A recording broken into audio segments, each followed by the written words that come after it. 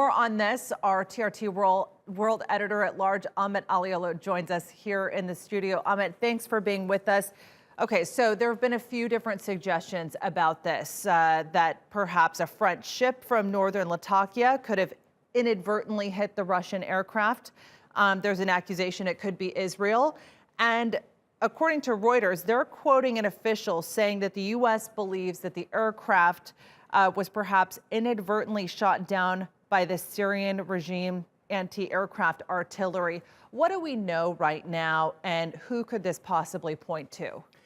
Well, it's uncertain. It's ambiguous. It's not clear whether the Syrian regime accidentally targeted this in retaliation of a recent attack by the Israeli forces attacking certain posts in Latakia, the coastal province in Syria that is still controlled by the Syrian regime.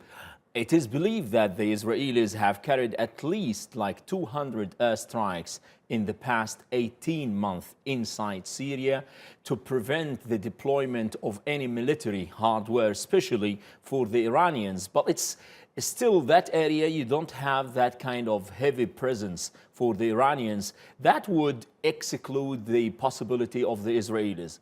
Now, on the other hand, you have the scenario speaking about the Syrian regime targeting this as a kind of retaliation to these attacks. That is a possibility that could happen, though it's a little bit, like strange, because in this kind of intensive firing where the things on the ground are so complicated, they should be more cautious, especially that you have these kinds of surveillance aircrafts in the sky.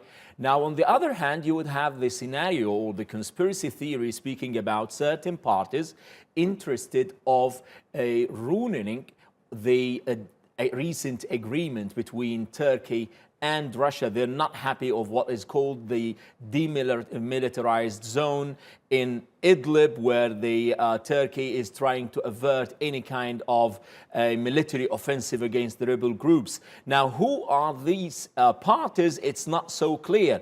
Now, the Iranians may not be happy. The Syrian regime is not happy. Certain parts of the rebel groups, they're not happy. The regime, on the other hand, is adamantly insisting on having a landslide victory over the rebel groups in Idlib. So it is very complicated to say at this early stage who would be the one who carried out such an attack. You just touched on a point there, which is Turkey and Russia's agreement to this demilitarized zone in Idlib. Can that work? And what are the challenges to that?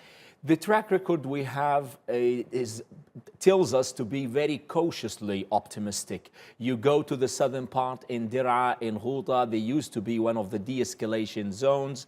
The de-escalation agreement, to remind the viewers, was struck in May 2017 in Astana talks between the Turkey, Russia and Iran, but it did not succeed in certain areas. That's why you should be cautiously optimistic. Now, in this agreement, it's not so clear so far.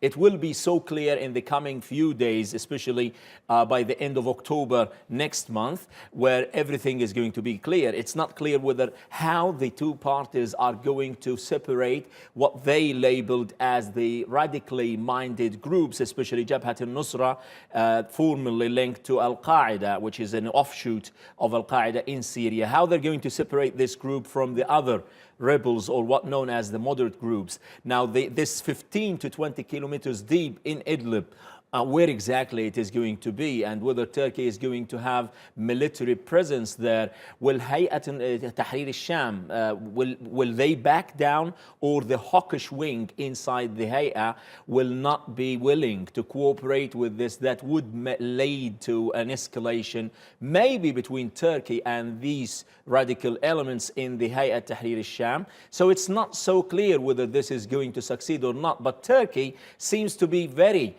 insistent on the averting a major humanitarian crisis, a massacre. 3 million people are there in Idlib. In case this offensive happens, there are going to be very serious consequences in terms of the casualties and what they call the collateral damage.